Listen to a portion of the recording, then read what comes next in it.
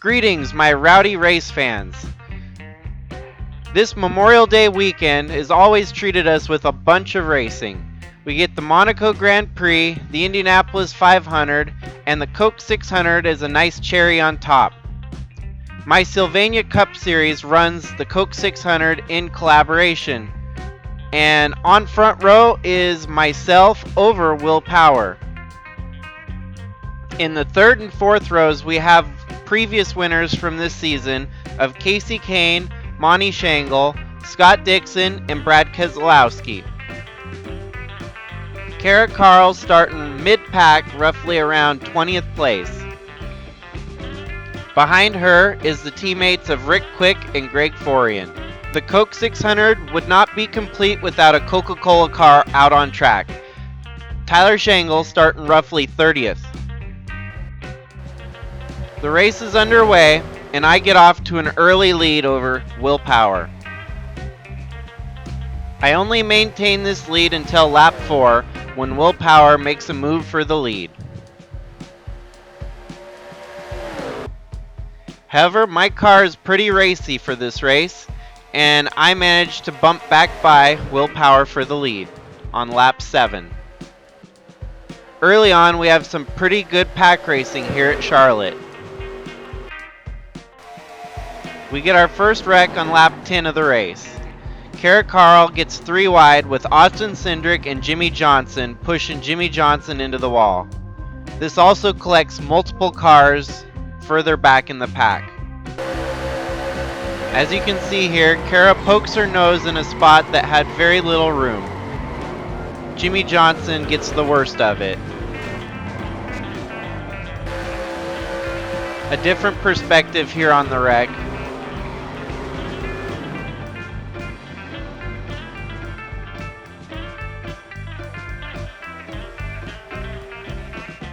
Jordan has nowhere to go and continues her bad luck streak. I come back out leading after the caution has subsided. Those out of the race include Jordan Roman, Lando Norris, Darrell Roloff, Travis Charpentier, Jimmy Johnson, and Rocky Lang. Scott Dixon, as you see, just makes a move for the lead as well. Will Power back to the lead on lap 25. By lap 46, the Shangle household is looking strong. Monty's running 3rd, Tyler's running 4th, and I'm running 6th. Will Power continued to lead for roughly 55 laps, just before coming down for green flag pit stops. By lap 83, we get a new leader of Tyler Shangle. Lap traffic ends up hindering Tyler to give Scott Dixon the lead back. The running order at the quarter mark is Scott Dixon leading over myself in 2nd. My 2 teammates behind me of Kara Carl and Justin Roman. Aaron Rapp running 5th, Tyler Shangle running 6th. Clyde Coker running 7th, Will Power running 8th, Monty Shangle in 9th, and Greg Forian rounding out the top 10. We continue to have a green flag stint of at least 135 laps. Scott Dixon is coming in again for green flag pit stops. And once that dial turns to lap 151, and the green flag pit stops have all cycled out, Scott Dixon continues to lead. On lap 173, we get a 3-dog fight for the lead.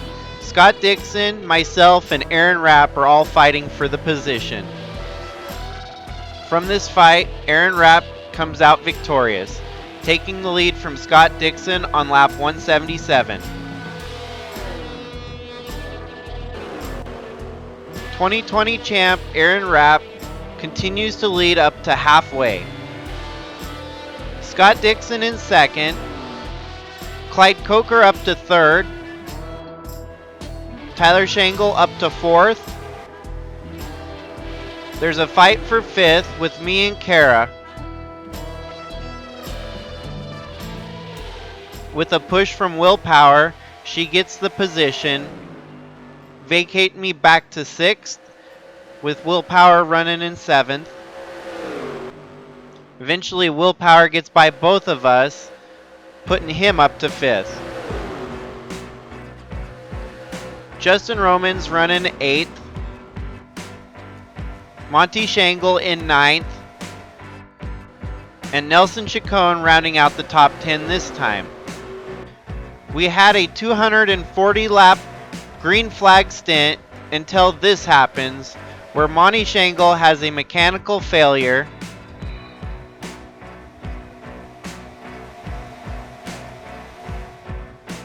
and winds up causing a wreck with Jacob Roloff. This ends what was a good run for Monty. Yet the story up front doesn't change, as Aaron Rapp is still leading. And now we're officially at the 3/4 mark. 300 out of 400 laps run. Aaron Rapp leads over Justin Roman, who's running 2nd. Greg Forian's running 3rd. Casey Kane 4th. And myself 5th. Kara Carl 6th. Alexander Rossi 7th. Willpower in 8th. Clyde Coker in 9th. And the top 10 including Scott Dixon. Based on how that previous caution came out, we have a lot of lap traffic sitting in front of the leaders. There's only 13 cars on the lead lap right now. We get another green flag stint long enough for green flag pit stops, and Aaron Rapp cycles back out in the lead again on lap 335. We do have a new 2nd place contender with Greg Forian. And then we have Justin Roman running a distance back in 3rd. On lap 351, we get a rare Ryan Blaney-esque caution. There was no wreck, no nothing. We just get a random caution. The restart goes pretty flawless, as 10 laps in, Aaron Rapp continues to lead still. We do get a case of late race cautions, as Casey Kane has a mechanical failure and brings out a caution. This caution comes with 35 laps to go and only helps benefit the rest of the field running behind Aaron Rapp to get them bunched back up again. Each restart seems to repeat itself as the last one. We get another 10 laps of green flag running, and Aaron Rapp still out in the lead. And almost like clockwork, on the 15th lap of this green flag run, we get another failure. The 600 miler is definitely biting a bunch of racers. Pato Award causes a big wreck behind him. Surprisingly, Willpower is mildly involved, with no discernible damage included. The one that got it the worst was his teammate, Austin Cindric, who had no time to react when he hit the other car sitting stalled on the track. Larry Lusk, Brad Keselowski, Liz Shangle were a few of them also involved.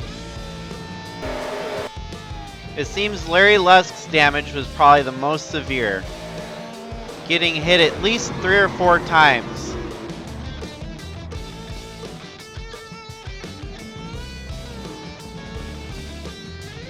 With only 15 laps to go, it is definitely crunch time. Do or die. With Aaron Rapp looking this strong, it would be a crying shame to lose it at the end here. And with 8 laps to go, it seems a challenger has surfaced. Justin Roman has moved up to 2nd, having run pretty solidly in the top 5 all day. Scott Dixon's right in tow. With the laps dwindling down, Justin Roman is lurking like a shark right behind Rapp.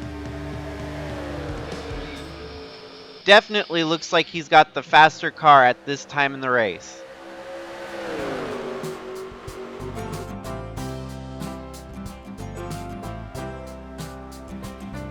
And we do see an attempt at the lead with 4 laps to go. And Justin Roman secures it pretty easily.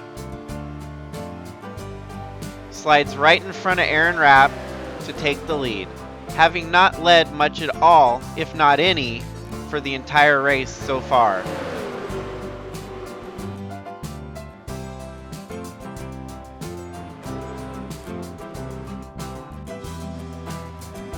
And we can definitely mark this one up as another surprise win on the season. Justin Roman only led 6 laps at the end of the race to take home the checkered flag. It's definitely a heartbreak for Aaron Rapp. You can't beat yourself up over a 2nd place. Scott Dixon secures a 3rd place.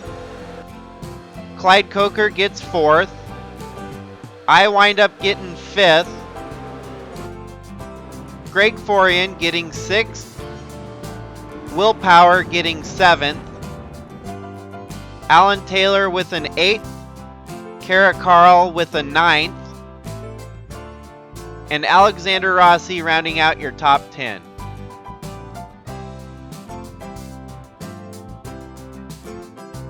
And the top 10 were the only ones that finished on the lead lap. 11th through 17th finished 1 lap down. 18th to 20th finished 2 laps down. Then most of the drivers in the back were all wrecked out. We only had 22 cars finish the race. Justin Roman's win means that's the 3rd win for JSR in 2022, and also giving Mercedes their 4th victory on the season.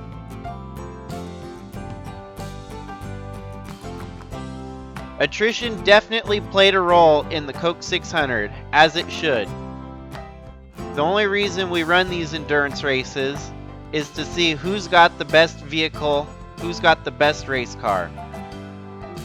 And it comes out that Justin Roman had the best race car for this event. So that's a wrap. Until next time, Jaker signing out.